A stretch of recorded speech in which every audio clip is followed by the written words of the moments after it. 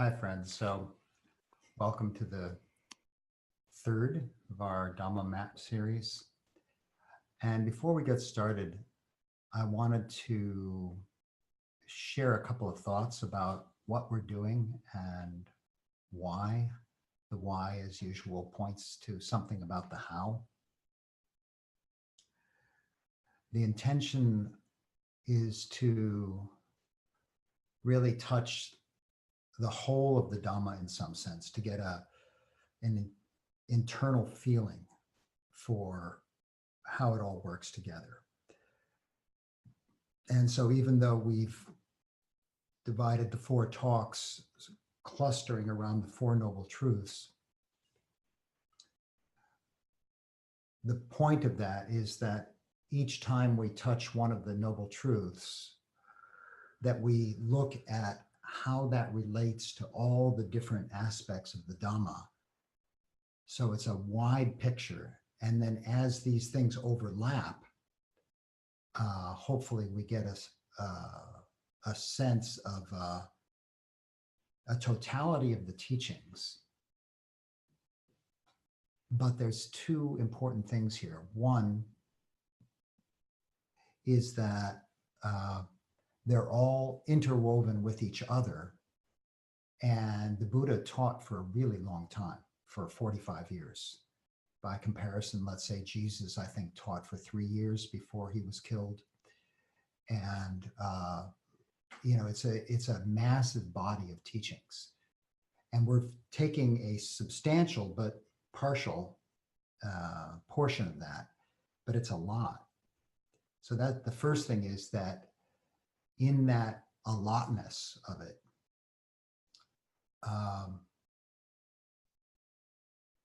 what we're challenged by is if we want to sort of get every detail of everything in every talk. And not only can I not deliver that, but even what I'm delivering, when it's covering so much territory, understand that I've been studying these things for almost half a century now and working on these talks for, I can't even tell you how many hours, and you have 1 hour to digest it. So if you really want more, you'll have to go back and look at it again. And if you want even more, go into the discourses or any other sources. So let it move into you that way. Let the richness move into you that way. And the other thing is the endeavor throughout this series for it to not be abstract, for it to be something that comes from my heart into your heart, that comes from the heart of the Dhamma into the heart of your understanding. And so how to allow that to happen, right? And so when it moves quickly, there's a purpose to that. It's so that you can see the big picture. And when I come back and revisit a teaching from another angle, hopefully all these angles together will form within your heart, within your thinking mind also, a sense of the whole picture. Because this is, the Dhamma is the foundation, and the more enriched our understanding, the more enriched and therefore real and authentic our path is. So with that in mind, the focus this time, as we were saying, is the third noble truth, which is cessation. Lots of words come around with this, liberation and so on. And so our sense of dropping the conceiving mind and letting the sense of the teachings that's behind the language, behind the words, behind the constructs, to find that, right? That's really our effort here, our hope, our aspiration together. And as always, this third noble truth is completely interwoven with all of the other truths. Can't really separate them out, but that's what makes them so connected and so compelling. But before we go any further, this teaching, more than any other, we have to deal with what I call the problem of nibbana. Nibbanat, right? This is our issue. So let's talk about that just a little bit.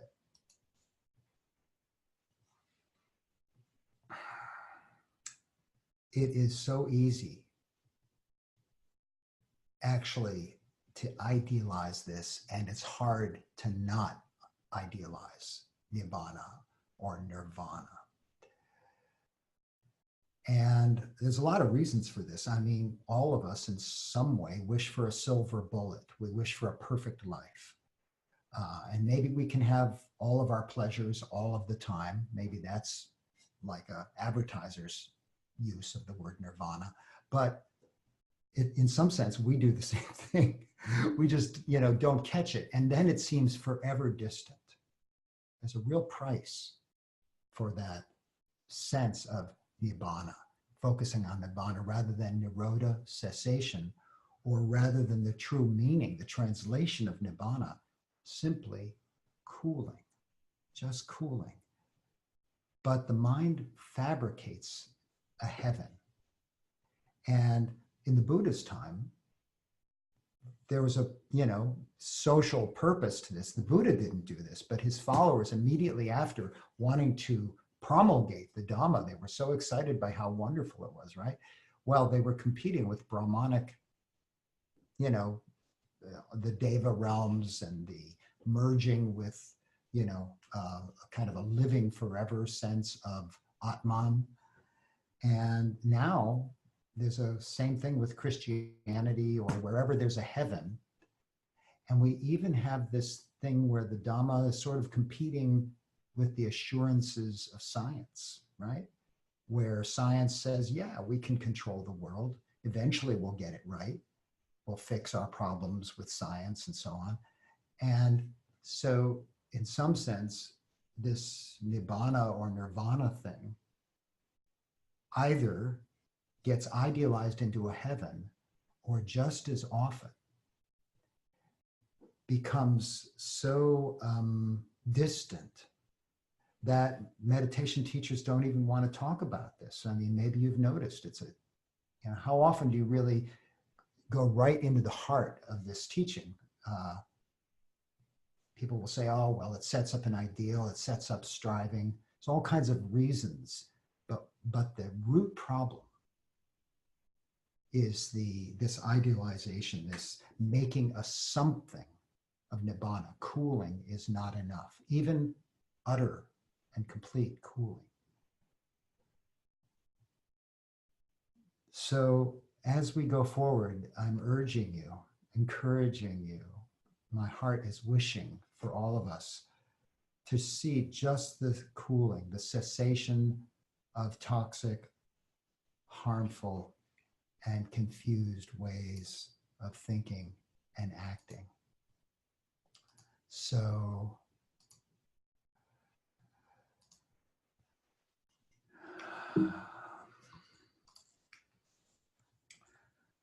if we can move past these issues of nibbanat, we can move into this conversation, this exploration. So this third noble truth, the truth of cessation, nirodha, very simple. It's, and this, monks, is the noble truth of the cessation of dukkha, the remainderless fading, cessation, renunciation, relinquishment, release and letting go of that very hunger. Now, keep in mind that this includes pointing to the unfolding of this teaching individually, relationally, and socially, so that as there's this cooling, it happens not just within a single person, it can also happen between us, and we'll talk about that. And it also not only has a social impact, but the society in some fundamental way changes as there's more of this cooling that is making up the components of the society. So let's look at what we're talking about when we're talking about cooling. You might remember this. This is like a summary of the human predicament. Remember, you've got the consciousness and name and form right here in a vortex, right? So in each moment, consciousness, which is conditioned by the lifetime of contacts of volitional moments, is the basis for how we experience the body and the mind, right? But the body and the mind is the conditions for the arising of consciousness. So it's like we've got this system, but this system is, engaged with this incredible sensitivity of the sense spaces and contact and feeling. And it's driven, absolutely driven by tanha, by thirst.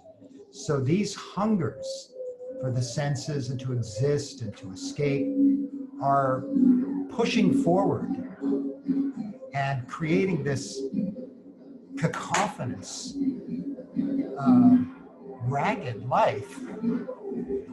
And it seems that, this is what we take for normal. And it's a quality of suffering that we don't always see, but that is always with us. And so when we talk about cessation, nirodha, or nibbana, cooling, we're talking about peace.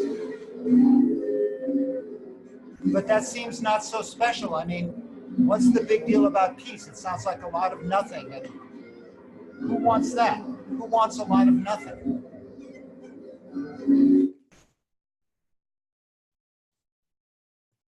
But when we recognize the quality of suffering in relationship to touching peace, then this cessation is something we can feel. When you meditate and touch a moment of peace, you're giving yourself a new reference point where the cooling of hunger, which is what the Buddha really was talking about when he was referring to escape, as in gratification, danger, and escape. The cooling of the hunger.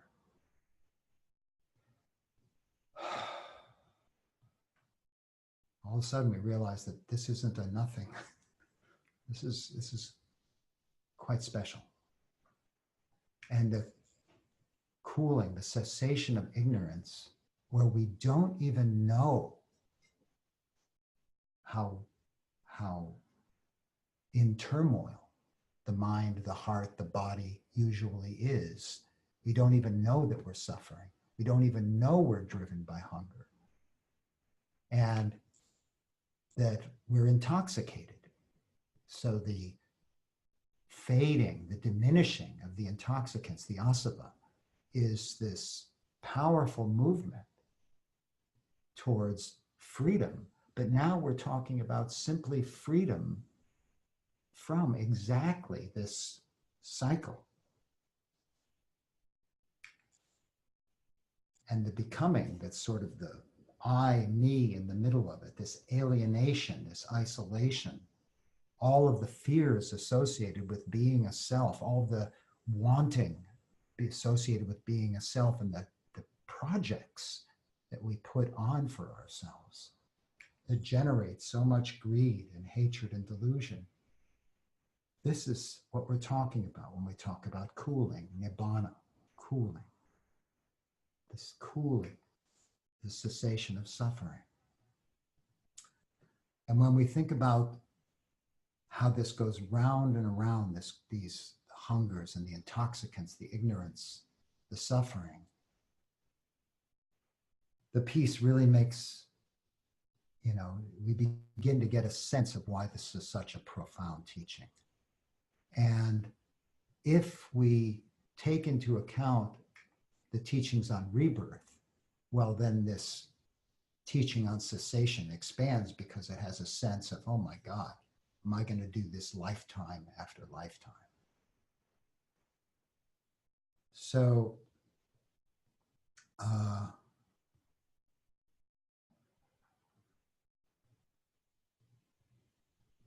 when we launch into the Dhamma, this is our orientation around the Third Noble Truth. Okay? So, let's look at this. The khandhas, the aggregates, this is where cessation is happening, right here. And this fivefold experiential totality, it's still just aggregates, but there's no clinging. And that's really, really worth exploring.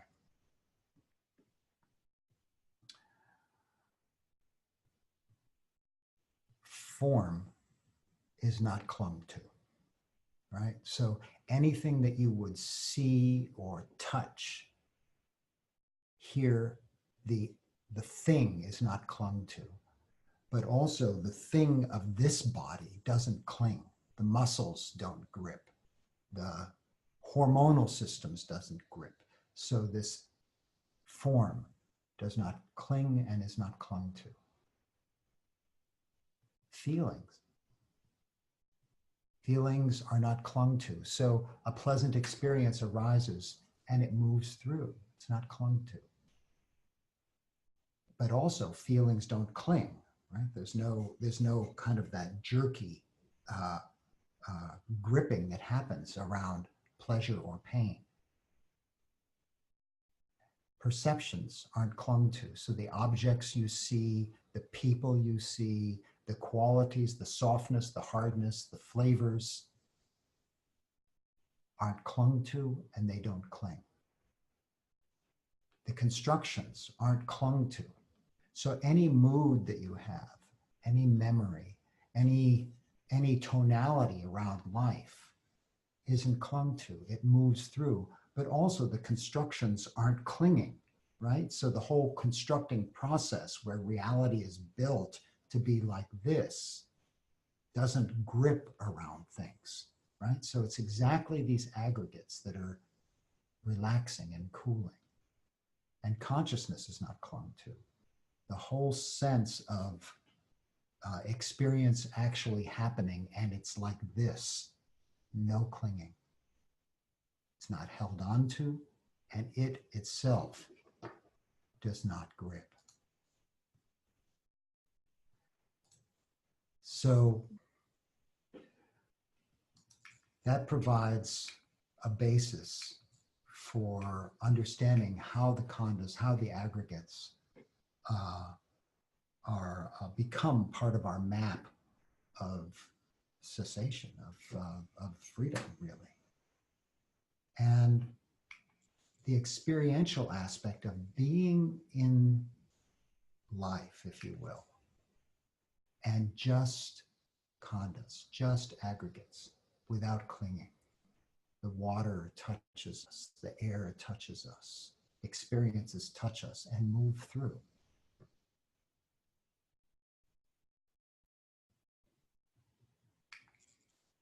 So when we see something, let's say beautiful, if there's the tanha and it's driving the upadana, the clinging, what are you going to get? Dukkha. Simple, right? You can feel it. You can feel that jams up the system. But something beautiful is seen. There's no craving and clinging. It's a pleasant sensation, unattached. That's how the Buddha describes it when you're talking about the mind of one who's freed, experiences it unattached. cooled, just cooled, nibbana, right? And that's for pleasant or unpleasant. So unpleasant experiences still happen, right? And this is for not just roses and trees and so on, it's also for people. It's cooled, pleasant or unpleasant, the sense of being in the world. And we're going to talk about what, how we be in the world in this way. So this issue of delight is a really interesting one here. Delight, or the word nandi in Pali, the Buddha talks about, the delighting here and there, and the delight becomes kind of a hook where we are pulled into the stream of craving.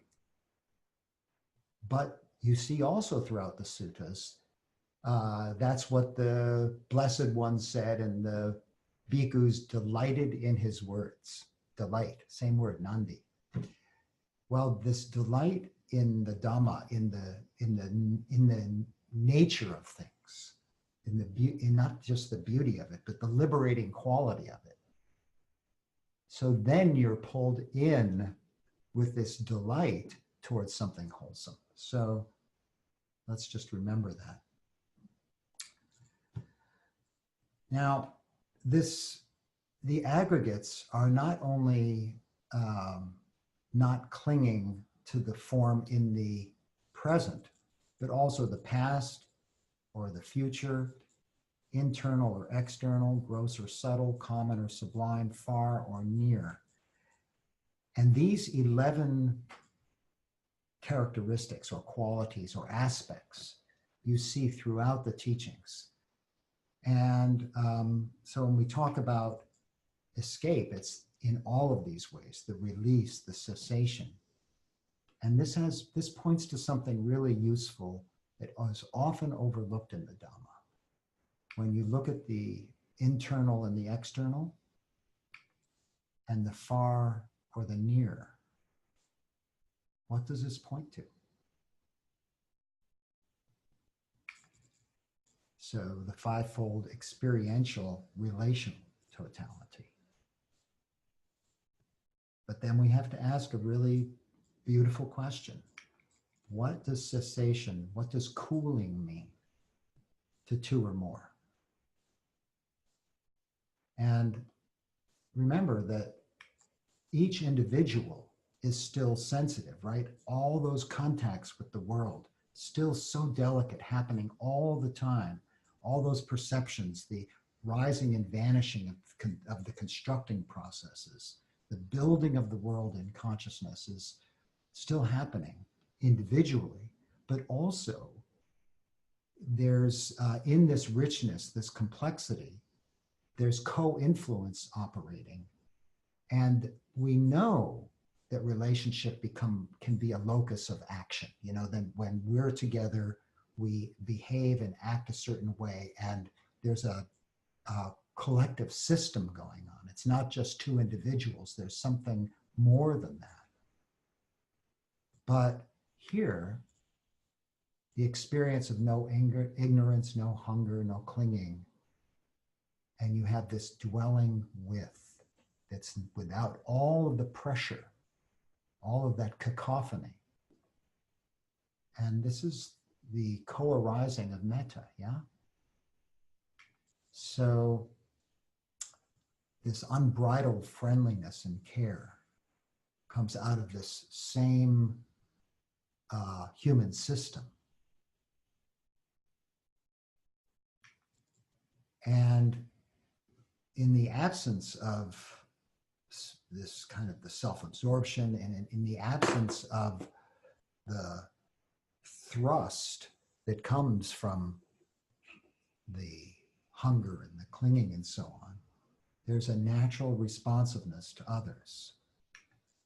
And when we're together and this is happening, this is where we have this experience, even temporarily, of unconstructed intimacy. Nothing in the way. And this can be touched.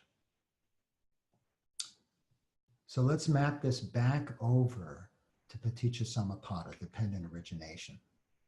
So remember that contact and feeling are still happening, right? Only now there's this cooling, right? Nibbana, cooling, extinguishing, peace. And so it's exactly this ignorance, the thirst, the clinging, the becoming that are cooling, yeah? So the mind is unfettered, and naturally, the body mind, uncontracted, unclinging, not seeking, is available to the world, touched by the world, not locked up in the shell it usually constructs for its own safety and to get its desires satisfied. It's a qualitatively different way to live, with the shell of the self shed.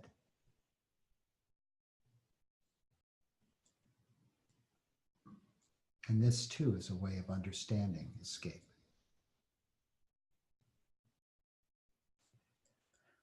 So in the absence of that self-absorption and the fear and awareness is touched by others, this is where you have this universal relatedness or friendliness, this metta. And so you have this beautiful connection between the understanding or the experience of just what it is to be aware in an unfettered way with the Brahma Viharas, metta, is the relational manifestation of that unfettered awareness. So we understand this aspect of escape, the cooling and the cessation. And it's not just individuals that are cared for, it's care for all others. And if we can sense into this quality of care for all beings as a social, as flavoring the social atmosphere changes. No ignorance, no thirst, no clinging or self-absorption. This care naturally manifests. And so the individual and the interpersonal and the social are all linked. The sensitivity that is the natural result of being available to the world, all of this consciousness touching consciousness, form touches form, consciousness touches form, perceptions, it's, in this flow. Of course, there's going to arise this care because we understand, not intellectually, we feel this shared tenderness in those that might not be so easy to love. We feel their pain. In those that are easy to love, we can more easily feel their pain. But it opens wider and wider without those constrictions. Care for all beings. So here's obviously the foundation for a just and humane society. And just, if you'll allow me to take a kind of a big leap, that this points us as a species towards higher relational capacities. Not just individuals, not just in relationship, not just in society, but can this be part of our evolution? Obviously, I'm not going to go into that here, but it's, I think, a worthy contemplation. So again, the cooling and the extinguishing, but this teaching also points to the third noble truth and the cessation, not only through this cooling, but also through another teaching on transcending these prior limits, the transcendental dependent origination, where all this whole,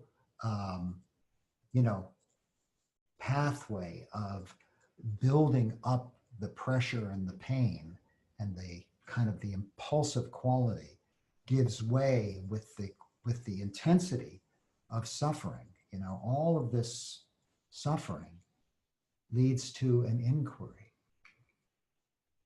And in a very beautiful teaching, the Buddha just maps out that the causal chain. So from this suffering arises this search, and one, you know, encounters a teacher, and there's a in listening and saying, okay, makes some sense, just as you have found the Dhamma, perhaps, otherwise you wouldn't be here listening to this. And there's confidence or faith. Yeah, there's something here. And the natural arising of joy, or I like the translation gladness, pamoja is the word.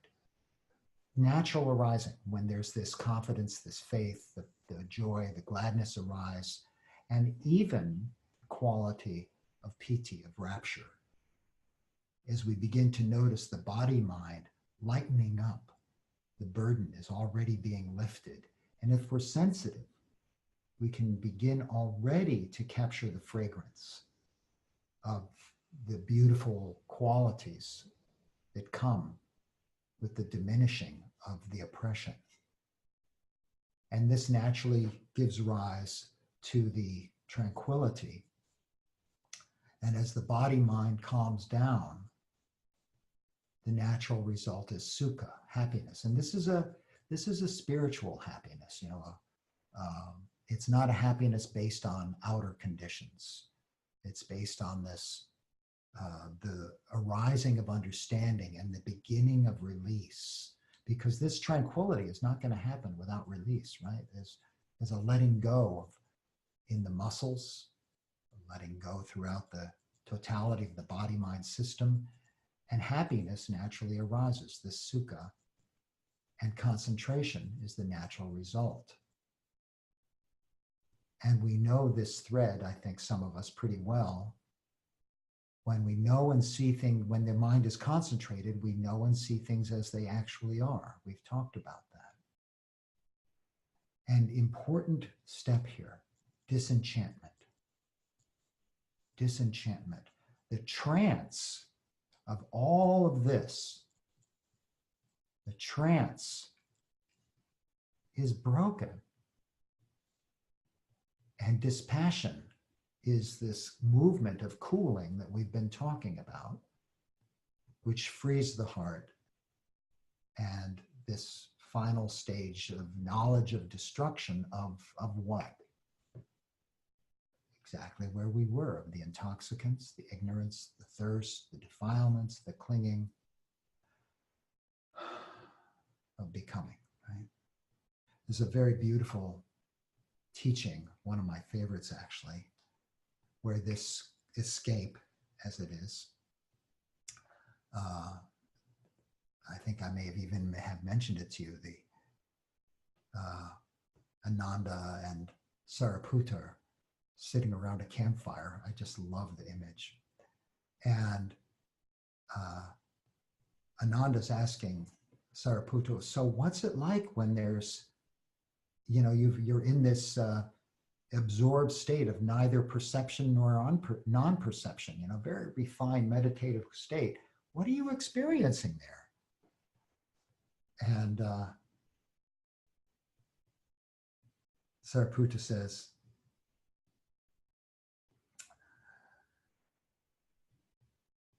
Nibbana is the cessation of becoming. Nibbana is the cessation of becoming. It's just as, you know, one ember arises and vanishes, another arises and vanishes, so the mind knew. Nibbana is the cessation of becoming. And beautiful image. But here we have it, you know, very straightforward. But can we accept that possibility of utter cooling? Can we accept the simplicity of it without making it a something? So let's talk just for a moment about not accepting that, because it's, you know, it's very common to say, oh, that's not possible, not for me, right? So I'm sure you've heard of the spiritual bypass, where meditation is a retreat from the pain of the world rather than something where we open to the world, right? So we run away from our emotions, we're scared of them. Meditation or spiritual study or anything becomes like a defense. And using the spiritual to bypass the world. But we also have a running from the challenge of releasing the emotional and sensual attachments that feel so precious to us. And the way we do that is by denying the possibility of cooling, which I call a psychological bypass. We're scared, just as in the spiritual bypass, we're scared of the pain of the world. Here, we're scared of the pain of losing the world. So the psychological bypass, no, that's not possible. And the Noble Eightfold Path threads this double bypass.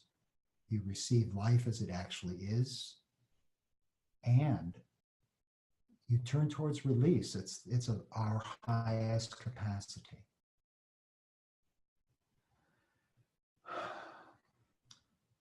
But we don't want to idealize this. So not bypassing freedom means we must continue to acknowledge the latent tendencies, even in the well-developed meditator, spiritual people, you and your teachers and so on. There's still going to be constructs in the mind that one doesn't even know they exist unless one looks for them. Systemic privilege is literally invisible until you've learned to look at it. But that doesn't mean that the one is not awakened.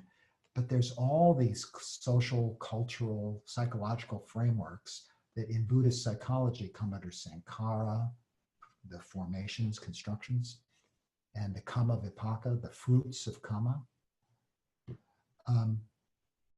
So can we accept the residue of the conditioned life, but not be dominated by the conditioning? And importantly, in this process of awakening, we're not acting from it. Rather, there's a recollecting the path, inclining towards this gradual training, gradual practice, gradual progress. And this is really important for us to humanize these teachings on cessation. If we can't accept the humanity of the developed heart, whether it's in our teachers or in ourselves or those that we hold to be well developed, and then we see, oh, this person is, still is not woke. Like I'll speak for myself. I'm not woke, right? I mean, I've got all kinds of internal biases that I'm not aware of. Those that I'm becoming aware of are not yet worked through, purified, understood. But that doesn't mean that there's not some awareness of them or that I'm fully dominated by them. So it's a humbling process for me personally. And I'm, trust that it's humbling for you.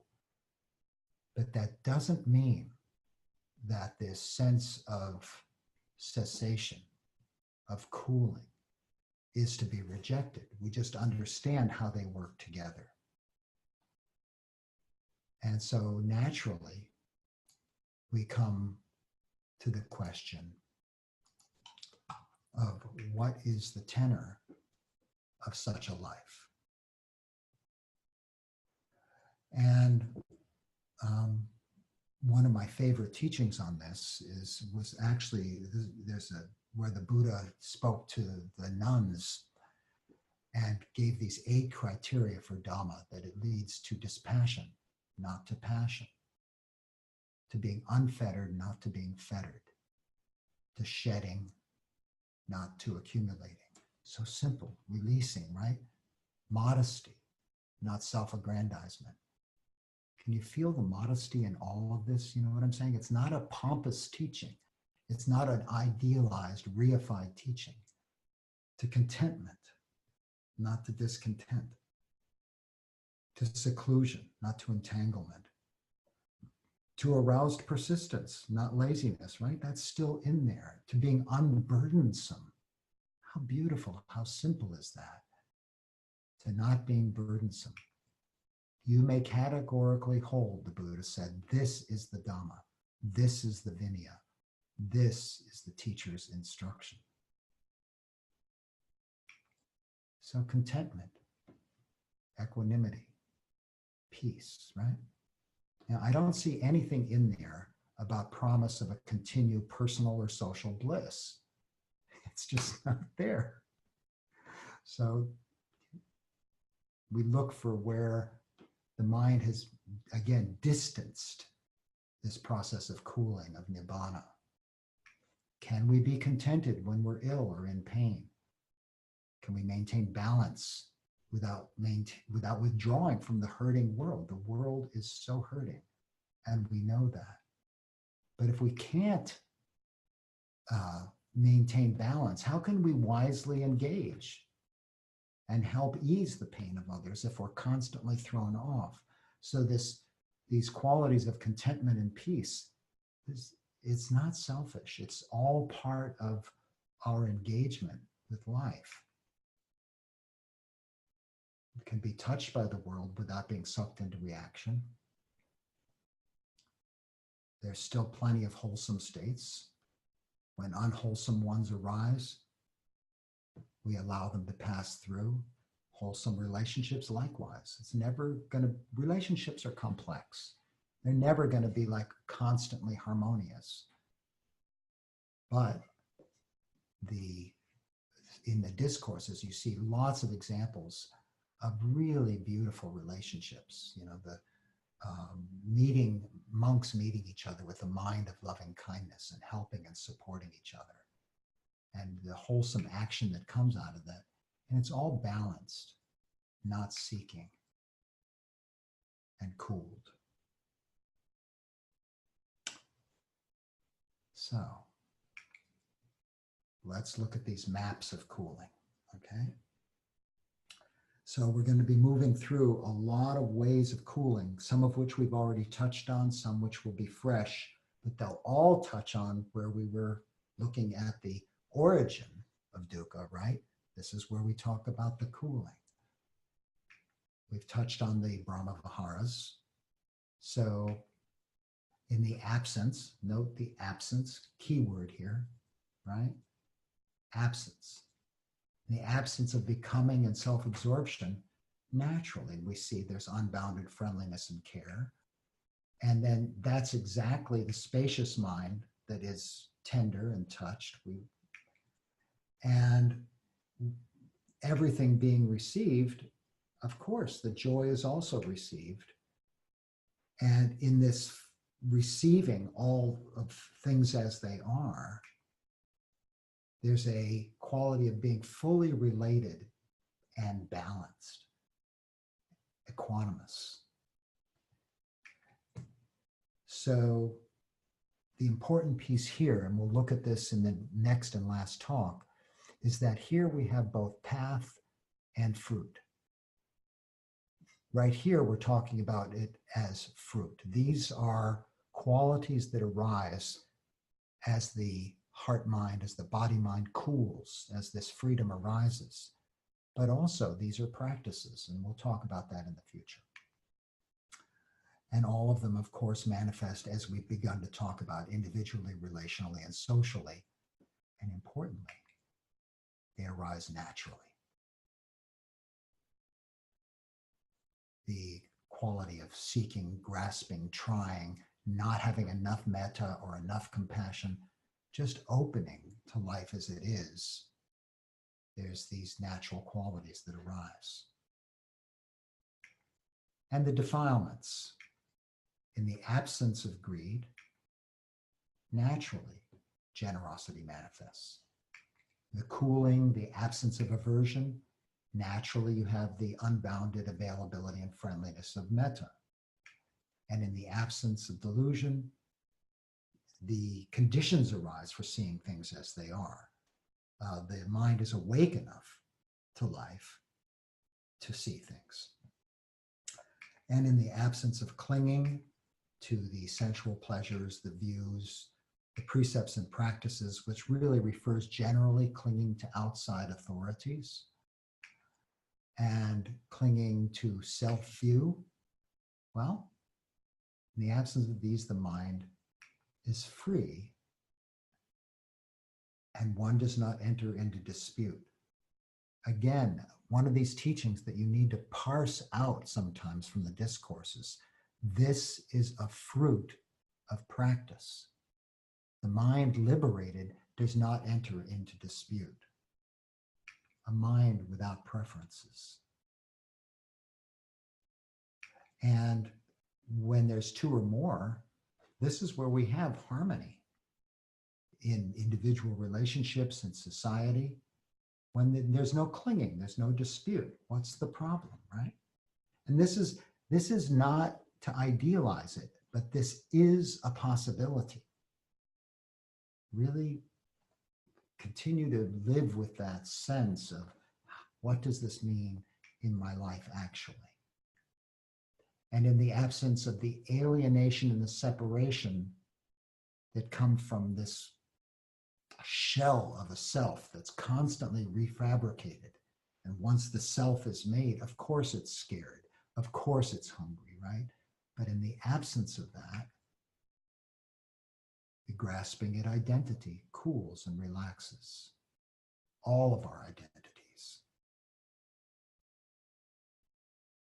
Our racial and gender identities, our accomplishment identities, our career identities, our age identities, our ability identities.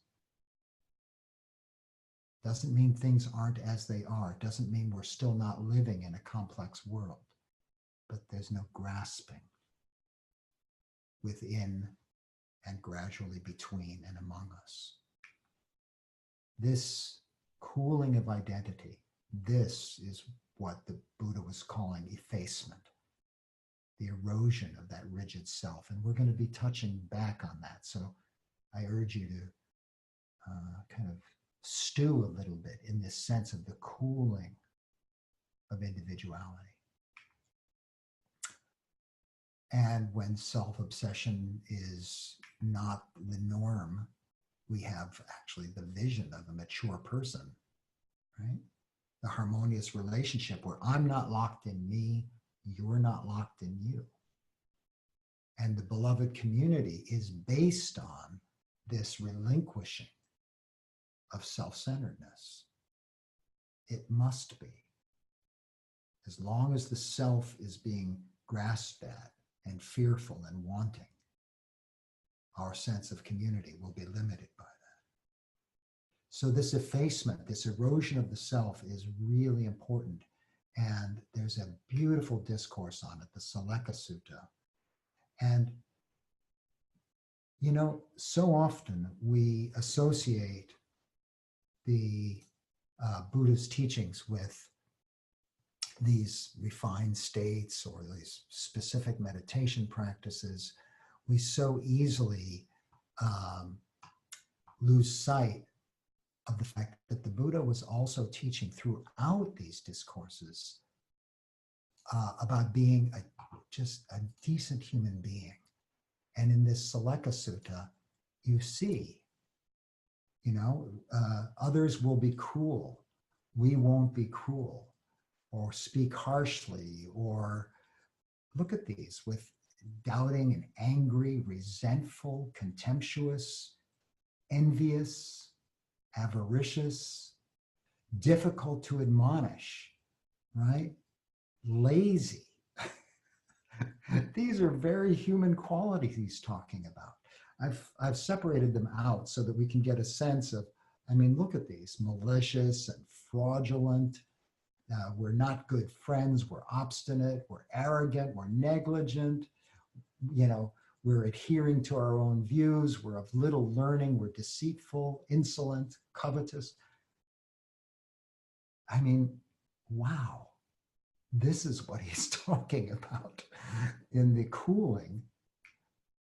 I've taken the liberty of looking at the antonyms, the opposites of all of these, and they're so beautiful. We're helpful and gentle and generous and kind and loving and joyful, and we're content. Ah, oh, we're humble. Isn't that nice? And we're honest.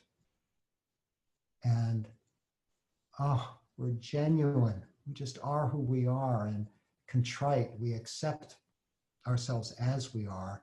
We're morally careful, and we're good friends, and we're learned and energetic, and we're open-minded. It's so beautiful. And it's beginning to sound a lot like the paramis, isn't it? The paramita, which is a later construct. The Buddha didn't ever teach a list of the paramita, but you can see where it would be derived from the teachings. So back to our maps of cooling. In the absence of the hindrances, the factors of awakening arise. Naturally, that enables the seeing things as they actually are. We know that that naturally leads to disenchantment, dispassion, and release. So just ask yourself in your own life, this absence of the hindrances, right? Is there a lessening of lust, of anger, of agitation, laziness, and doubt? This is another diminishing, another avenue of cooling. In the absence of ignorance, the body-mind ceases to resist impermanence, suffering, and not self. You know, the self, the rigidity of the self is what resists all of that. So we see things as they are. And in the absence of things as they actually are, in the absence, of ignorance, the entire chain of dependent origination collapses. There's ignorant processes aren't set in motion, so the constructing processes aren't set in motion. Those constructing processes aren't set in motion. Name and form has nowhere to land in those processes. They're not going, right? And there's no fixation of the senses, of the sense bases.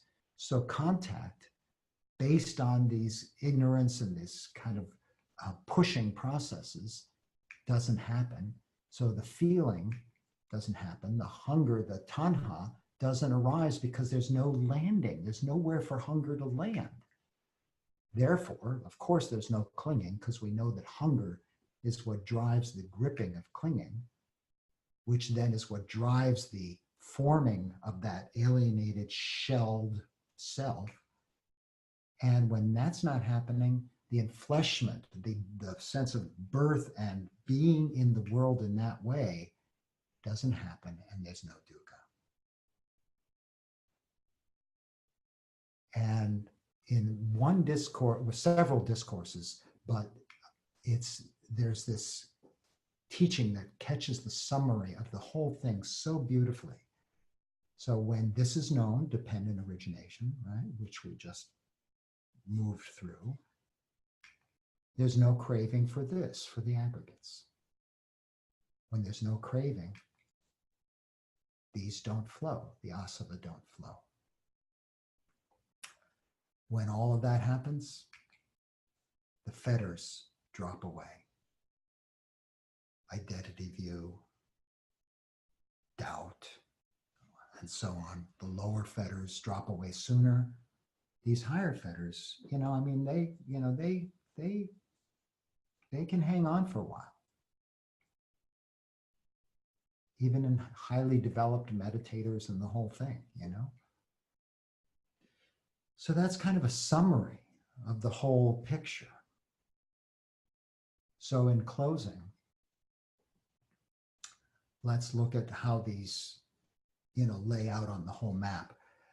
And, this far into our exploration, I had to really pre-draw the arrows rather than draw them for you as I'm talking, because there's just too many of them. So starting with cessation, uh, uh, see, cessation of clinging, of identity, cessation of the fetters, this whole process of dependent origination ceases, and the cessation of the defilements, and so on. And of course, the tanha, I'm sorry, up there, the tanha. But also, this cessation is what's the basis for the purification, the contentment, the gladness, the whole detox process, the arising of the Brahma Viharas. And if we look at our map centering on dependent origination, we see that contained within it is the gratification, the danger, the escape, the cessation of all of this, the hunger, the ignorance, the floods, the becoming, the suffering, is all contained within dependent origination.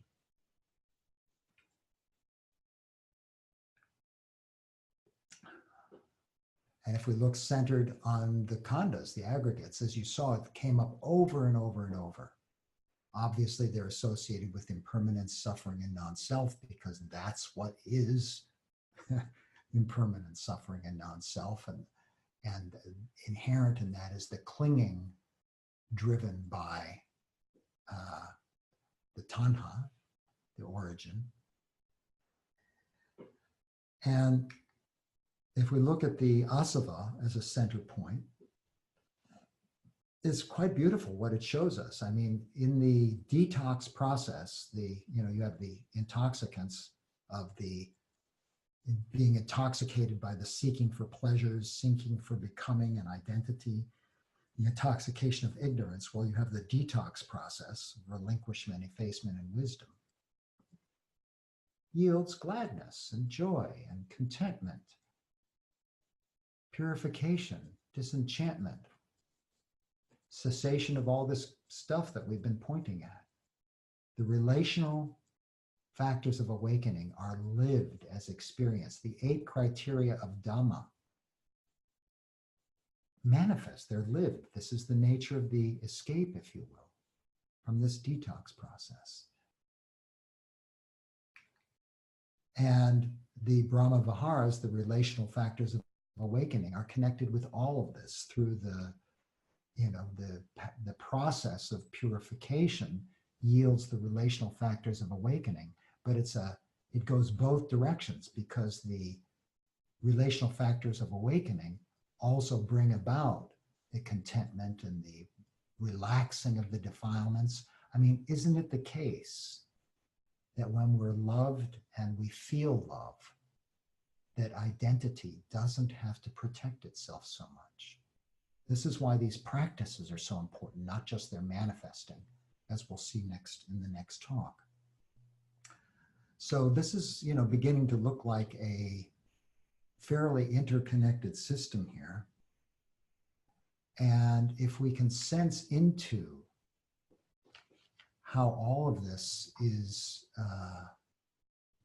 moving through the teachings and revealing something really very human, perhaps we can appreciate the availability of the path and the beauty of it, the sense of direction that's provided by this third noble truth is a beacon. And if that beacon is idealized, it may as well not be there, because we all would say, including me, by the way, I've done this for, God, more time than you even want to know. It seemed like, oh, impossible, far away, somehow some perfect life, it'll come at some point. I know that, right? But that made it a teaching that I wasn't motivated by, because I wasn't recognizing where in my own heart the cooling was already happening, which it was and is and continues to happen. Sometimes it's not so elegant, but hey, whatever. This is how it is. You know that saying I like to use, being born already a mistake. Wonderful teaching from Chan. So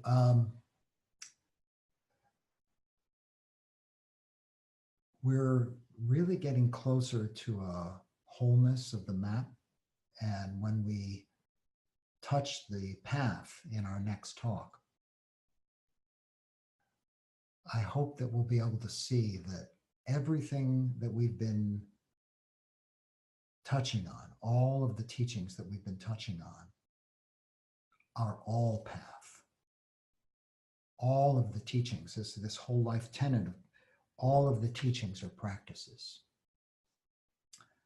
And all of them, and especially important with this cooling, this nibbana, this nirodha, cessation, all of it can be experienced here and now. We can catch the fragrance of it. So I hope that's useful. And so if you'd like to talk about it, let's do that now.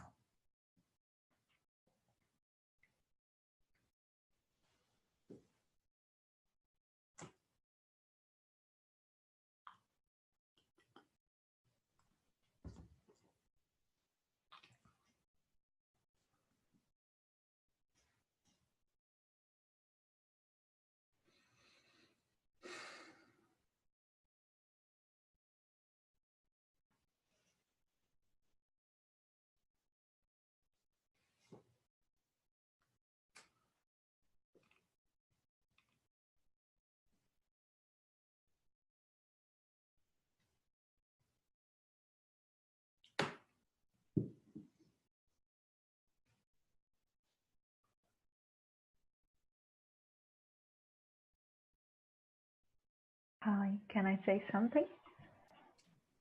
Yeah. First, thank you a lot, Gregory. It was amazing. I'm Fabiana from Brazil, now in Portugal. What this teaching brings me as maybe a doubt or pointing in a direction of my practice, my own practice is there a choice of a renunciation, or, there's something that need to be let go to do this process, especially this process that brings this purity of being more helpful, flexible, open-minded, energetic, all this that we all want as a more qualified human life and more cooperative human life. So when we talk about this, the life now in the world and all this problems, politic problems and different of approaches, points of view, which renunciation maybe we can try to do to go there. Yeah. Well, the interesting thing about the path, which, as I said, we'll really go into more detail in the next talk, is that as we begin to pay attention to our lives, a lot of things happen just from that simple act. That's why mindfulness is taught as, it's one of the factors of the path, one of the eightfold factors of the path. When we're mindful, one of the things we become mindful of is suffering, right?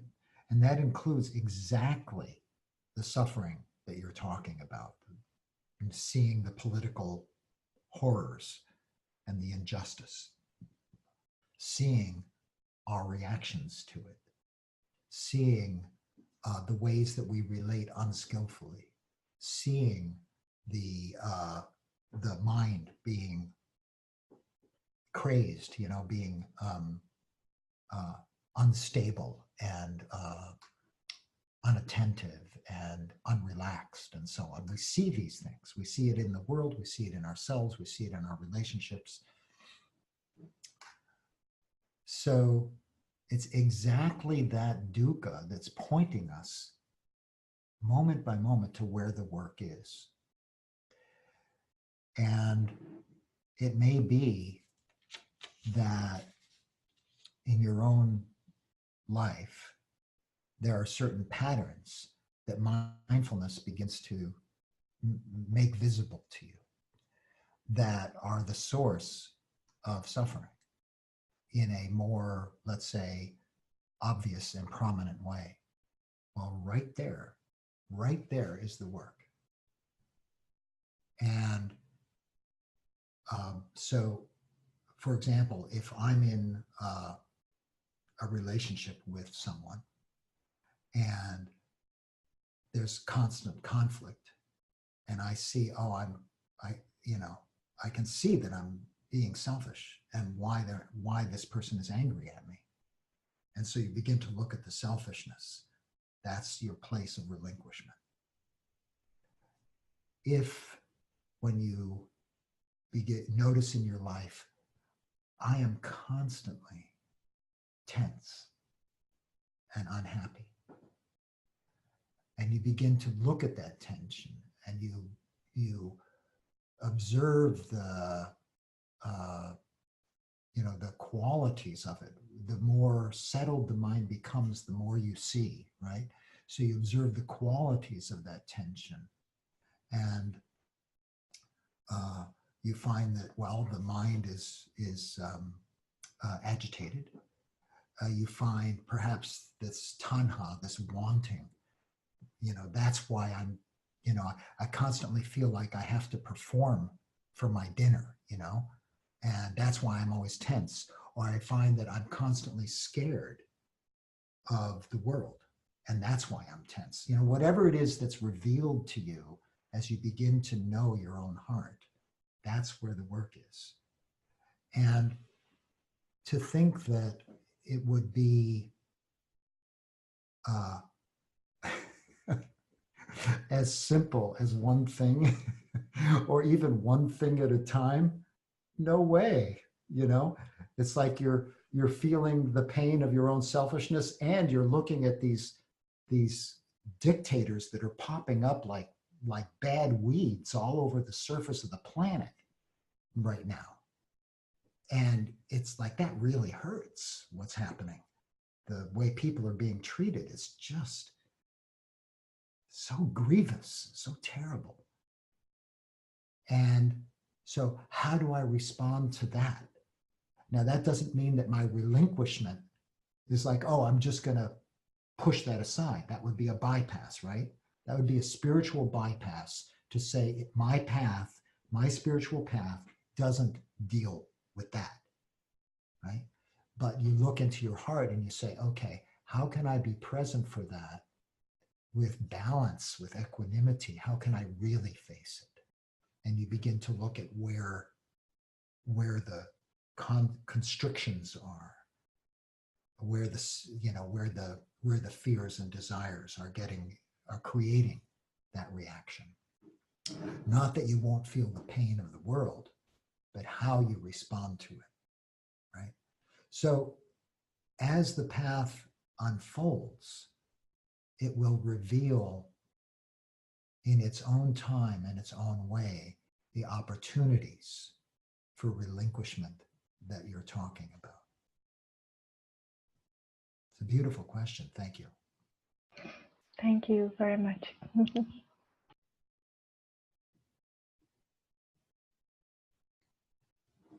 I have a question about seclusion and how all of this relates to seclusion as a practice, without seclusion operating as a bypass. Could you speak to that? Sure. Yeah. Thanks. As someone who for so long has been teaching relational practices, I've had to contemplate the teachings on seclusion carefully so that I'm not a hypocrite. And, you can't pick and choose teachings, at least not with integrity. A lot of people do, but it's not a good way to go. So let's first talk about this seclusion. and understand that the Buddha was teaching the seclusion of the senses. So there's one very explicit discourse where he speaks about you can be, off by yourself in the forest and your mind completely wrapped up with the things of society and you're not secluded. You can be in the middle. I think his example might have been not a village, but like even a palace or something. And you can be secluded in how you how the senses are taken in and how the body mind responds. So physical seclusion is in support of this kernel of seclusion. You understand? And the training of the mind to be, I remember an old saying, in the world but not of it, not identified, wrapped up, and driven by reaction. And the reaction, of course, is driven by tanha, by thirst and hunger, by wanting it to be a certain way and so on, by wanting certain things. So I see physical seclusion as a really important aspect of the mental development, of training, of bhavana, of the path. But so is relational training, so that there can be a quality of seclusion, of fusion with the world, where you simply are carried away by the river of it, right?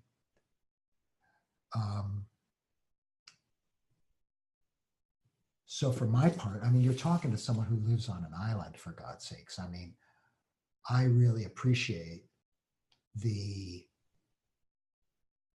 I look out, I'm not seeing trees and sky. I'm not seeing any houses. And I told everybody to stay away from me while I'm giving this talk. So I'm not seeing any people, which is kind of nice right now. But I have a very simple life.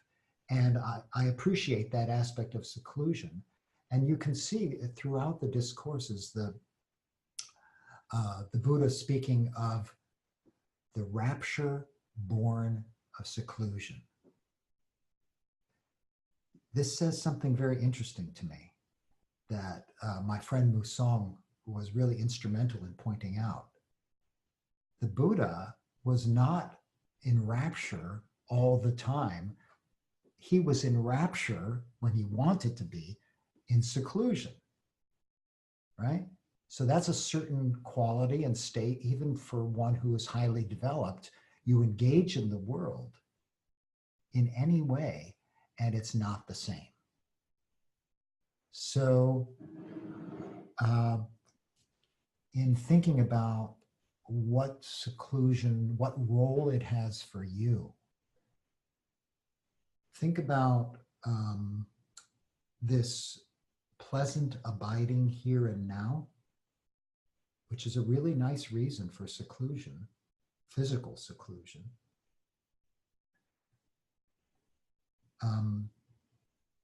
Seclusion, physical seclusion to support training. It's a very good reason for that kind of seclusion. And the development now, not of the physical seclusion, but of the capacity to be awake and aware and balanced and not sucked in, that quality, the kernel of seclusion, while with others. And one could certainly frame insight dialogue practice as a way of being in relationship and being in seclusion simultaneously, right? So that this unconstructed intimacy is not, to the extent that you've experienced being in awareness with another in relational meditation practice, being in awareness with another where both of you have, are not being carried away by the constructing processes. You're not wrapped up in that shell of self, right? There's been a cooling, at least temporary cooling, and that the asavas, the intoxicants, are not flowing. And so whatever might tremble there's no grasping. It doesn't mean that there's no humanity, but there's no grasping in those moments. And I think I could safely refer to that as an experience of seclusion in a canonical sense, right? So there's a time for that as well, just as there's a time for physical seclusion. I hope that's a helpful reply to your inquiry. I think it is, and but also I think it points towards as we live the teachings, attempt to live the teachings, really tending the balance of our life in such a way that it supports being awake. And each of us have to really tune to what that means and support each other as a community, perhaps a community to tune to it as well. So I'm very appreciative of everything you said and wanting to really look at that for the community too. Thank you. Yeah, no, it's a wonderful, wonderful question. And I really appreciate your pointing out that we each monitor our own balance. And I think it does put a valuable frame on individual practice, formal meditation practice, relational meditation practice, and the living experience of the teachings. Yeah, so thank you. Hi, it's Rachel. Hello. Hi. I just want to share something really quick, if that's okay. I know we're going to end soon. So, yeah, I was noticing like grasping onto like every word and trying to type and take notes, and then looking at the images and taking pictures with my phone so I can go back and kind of look.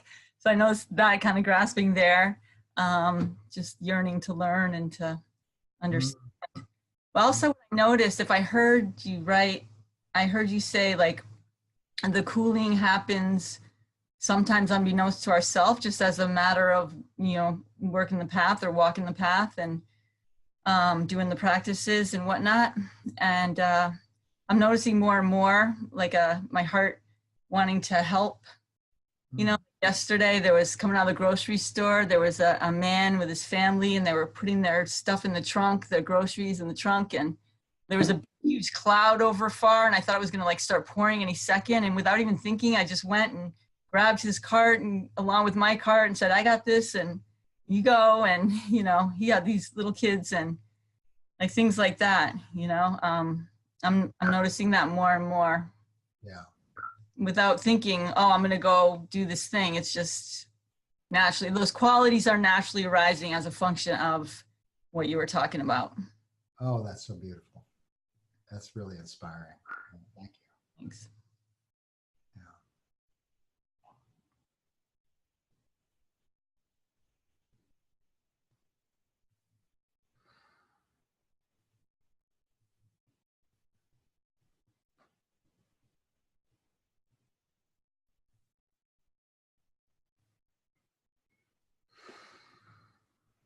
Hey, Gregory, thanks for sharing. Could you say a few more words on seclusion in interaction with others? Because there's an element of empathy and connection where you sort of almost want to feel that sort of boundarylessness with another person. And yet there's the other element where you sort of put a wall almost and sort of cut yourself off from them, which is probably not the seclusion that you're talking about.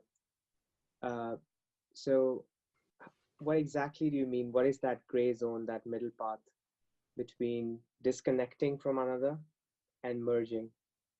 How do you gauge when you are in that field in an interaction? How do you sort of, what is the sort of guiding principle with which you navigate that gray zone?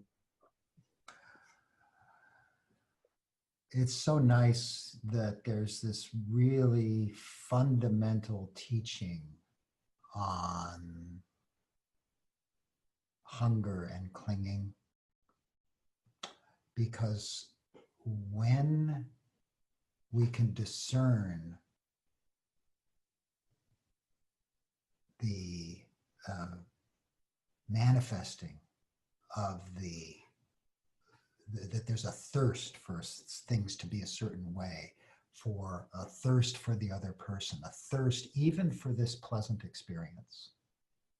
Like, this is beautiful. Wow, we're together, and it's like, wow, this is so great, and this is why I do it. I love this, right? And the way to discern that thirst is in the body. The body will always register that thirst. There's a quality of tension behind it. For one thing, we know, intuitively, we know that it's temporary, it's fragile. This beautiful experience, this empathic or unconstructed intimacy or whatever. And the thirsting for it will create basically, it's a kind of fear that it's going to pass, an anticipation. And likewise, if we're in what you call that gray zone and moving towards the disconnect, this is a state of delusion. Disconnect is built on delusion. Disconnect of this sort that we're talking about, not the disconnect of anger, right? Not the disconnect of lust that objectifies the other, but the disconnect of delusion that doesn't actually receive moment by moment the touch of experience, the touch of the senses, the touch of the body mind. And so we don't see things as they actually are. What's happening is there's a dulling, which is exactly what that moha illusion is, right? And that creates the distance. And that too actually can be sensed in the body. I don't know how you sense it, but for me, when there's a delusion, there's a kind of it's like a heaviness. When there's no delusion, I feel like the natural rapture, really, or piti, or the natural brightness of mind is gone. And that's where you notice that that's happening. But all of that noticing calls forth from us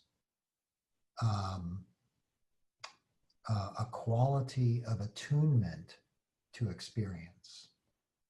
So obviously, in the case of inside dialogue, if that's where you're talking about that happening, then pausing and investigating what is the experience of the body mind now, and can there be a sufficient refinement of the sati, of the mindfulness, that we recognize the tension of that wanting the bliss, wanting the intimacy, and so on? Or can we recognize the heaviness and the cutting off of the pulling away?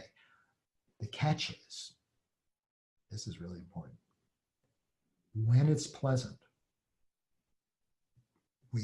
that's where the delight sucks us in, right? Yeah.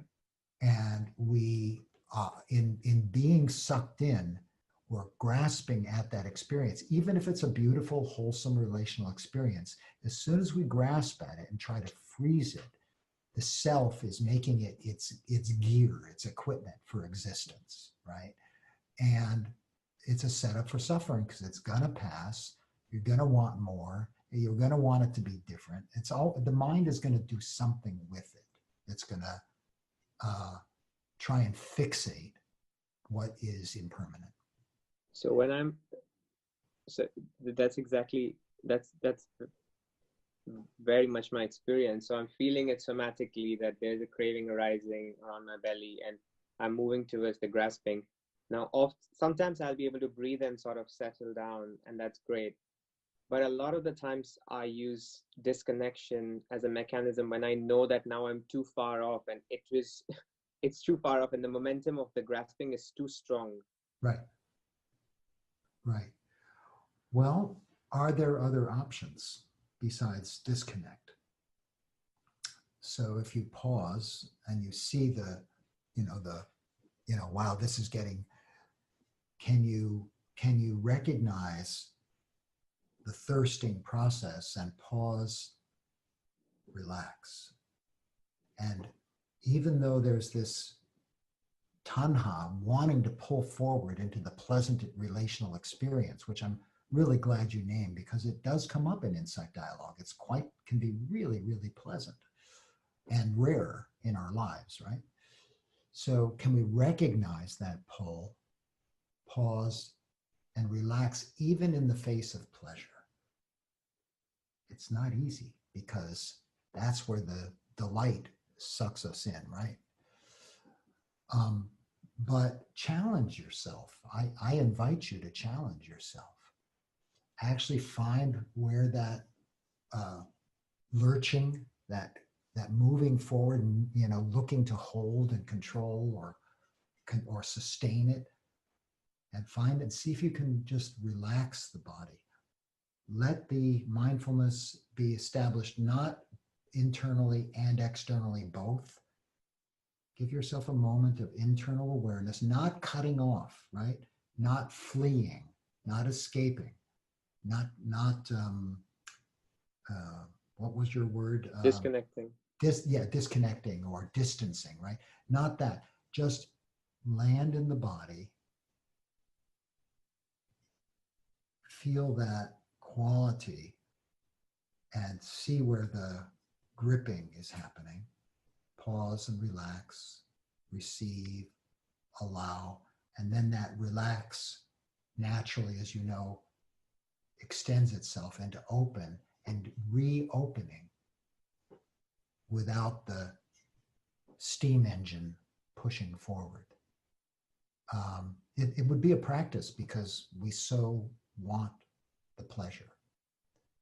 But as soon as we grasp at it, it becomes actually suffering. The tension, it's a more subtle suffering. It's the suffering, you might know, this suffering of impermanence and suffering of the constructing process. Perfect. Yeah. Thank you so much. Super helpful. Beautiful observation. Really important for the community to hear that. Thank you. I'm noticing the time, and I want to thank you for your attentiveness. I hope that what's been offered is, useful. And I do encourage you to go back and listen again or to follow through on any teachings that have touched you. And because it was a lot, but that's how we can maybe begin to get a real sense of the path where we develop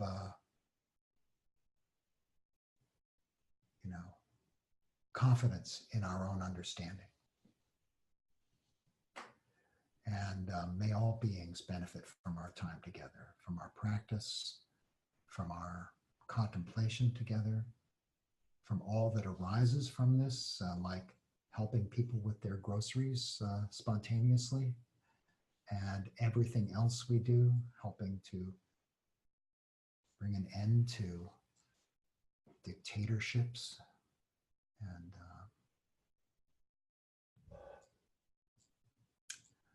allowing the pain of the world to touch the tender heart. So may all beings be free. May all beings share in the benefits here, and may there be peace. May there be peace. May there be